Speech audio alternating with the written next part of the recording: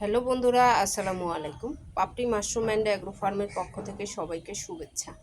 আশা করি সবাই ভালো আছেন। যে সকল মাশরুম চাষিরা মাশরুম চাষ করার সময় অনেক ধরনের সমস্যার সম্মুখীন হতে হয়, তার মধ্যে একটা হচ্ছে গ্রিন মোল্ড অথবা ইউলো মোল্ড।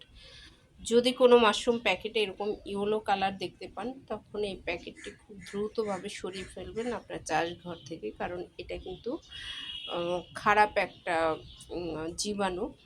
তো এটা মূলত আপনার প্যাকেটটা চাষ করাকালীন অবস্থায় হতে পারে বা চাষ শেষেও হতে পারে। আমি এটা মূলত সার করার জন্যে আমি রেখেছিলাম, কিন্তু তার মধ্যে এটা হয়েছে। এটা উৎপাদন শেষ অনেক আগেই।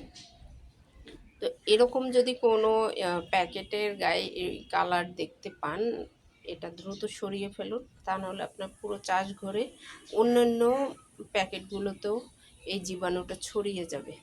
আশা করি ভিডিওটি দেখে উপকৃত হবেন। ভালো থাকুন, সুস্থ থাকুন এবং নিজ ঘরে ঘরে মাশরুম চাষ করে নিজের পুষ্টি চাহিদা মিটিয়ে তুলুন। ভালো থাকুন। আল্লাহ হাফেজ।